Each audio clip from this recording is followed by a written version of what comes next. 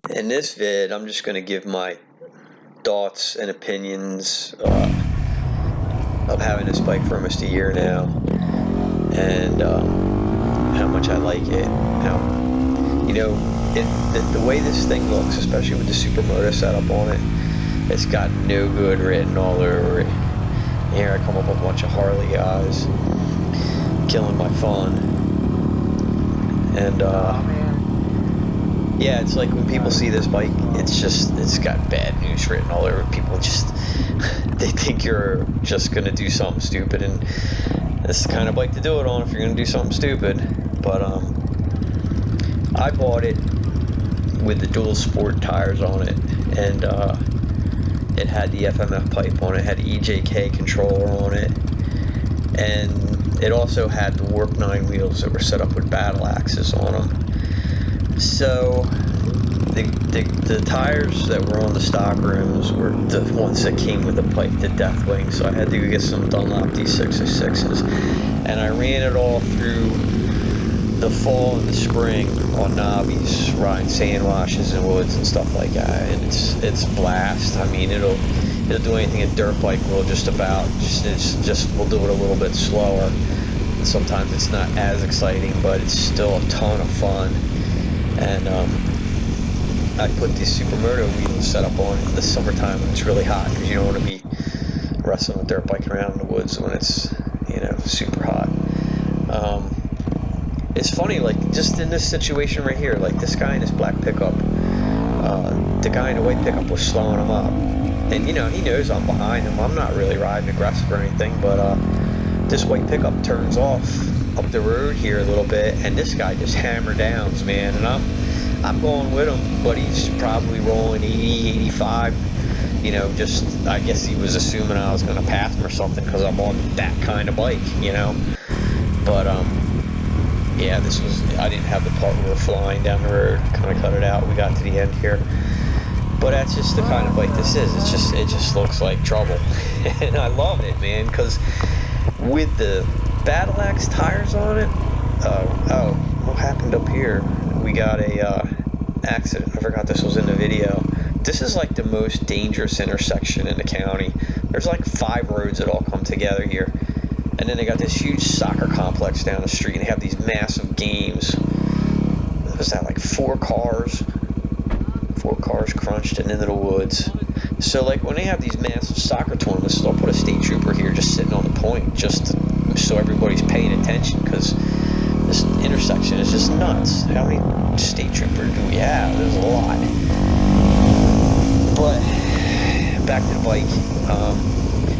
I did quite a few mods after it, and all the major stuff had been done, but all the little stuff I wanted to do, handlebars, I did pro taper bars, I did Cyker hand guards.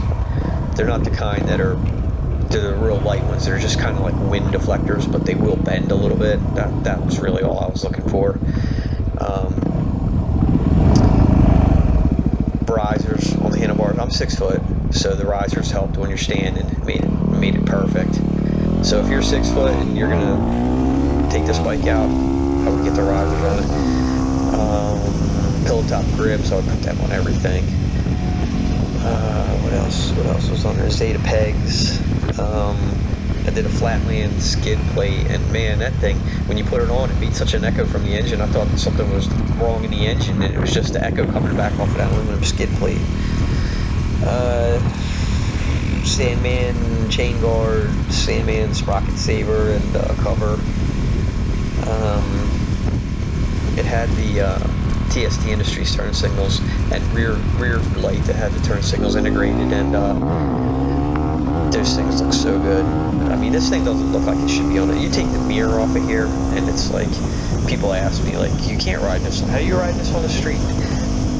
Dude, it's legal, I will say the supermoto tires will throw the speedometer off quite a bit. Probably like 6 miles an hour optimistic. So if it says you're doing 56, you're probably doing around like 50. But you figure that out pretty quick. You learn to adjust. Put an IMS 3 gallon tank on it. Definitely needs that, because if more than 2 hours. And stock tank ain't gonna get you there. It had all the AIS and exhaust crap taken off of it. What I did do though is I left the flapper valve. I read, it was on there when I got it, but I read somewhere that, this is another accident. This is a mile down the street, same day, same troopers.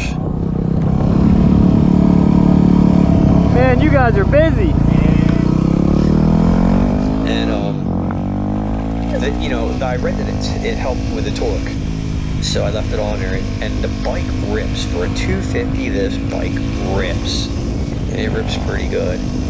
I have 44 rear aluminum, and the front stock, which is I think 13 is stock, and that's awesome because the smaller tires, you know, you don't need to go with a huge sprocket. You're gonna lose all your top end. There's a balance you gotta find with an engine this small, you know, for what you want to do and how you want to ride. And I like to be able to hold 75, 80, you know, and even get up to the 90s, you know, if I need to. And I don't want to just gear down so low that I lose my first gear. I don't see the need for that. If you know how to work a clutch, you don't need to make it so slow that you can just act like it's got a reckless clutch on it when you're driving it around in the woods. You don't need to do that. It'll lift second, it'll wheelie second nice, pretty much anywhere in second. Third, it won't do it, but it clocks off 0 to 60 pretty quick. I'd say it's probably like the high fives, maybe. Let's see what else. But it's fun because it's light, and it's so flickable, and it's so versatile. I mean, you can take the dirt tires on it and go ride it in crazy trails, single track, sand wash, pits, whatever, and then come back and within an hour and a half swap out the supermoto setup, and you've got a bike that'll hang with pretty much any sport bike in a really twisty section. The things got grip like for days, man. Those tires do. I haven't found the end of them, and I'm trying to take it slow as I get used to the bike, but but it's just, you know, for like another 2 grand to add on to your purchase and be able to ride it in the supermoto setup, and just, it's fantastic on the street. It really is. The seat, you can do about 2 hours on it.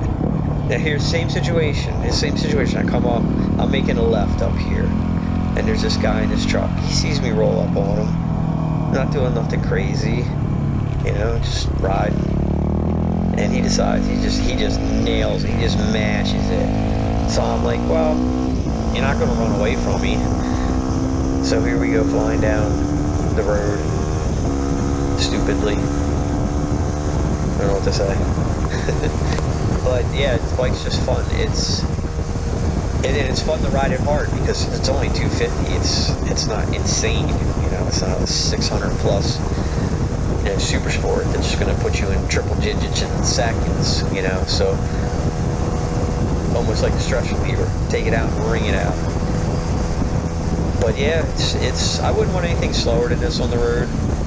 It's plenty without being too much. Not plenty, let's say it's just enough without being too much. But it's definitely, you know, versatile. If you have a limited budget and you're trying to do 2 things without doing 2 bikes, this is pretty much the only you know, thing you can do is run a supermoto setup on a dual sport, and that WR and the WR250R are going to be your best choices, unless you go like super exotic and spend money on a KTM or something. But you know, that gets really pricey. Even the Honda's really pricey. So without going crazy, a WR will get you there, you know. And I've had, my first bike was a dual sport, a 1985 XL250R was my first bike, and it made me fall in love with dual sports. Of course, I never had a supermoto setup for that bike, but just the way they handle, the way they feel, the way they ride, they're a very solid looking for, you know, something to do a lot with a little.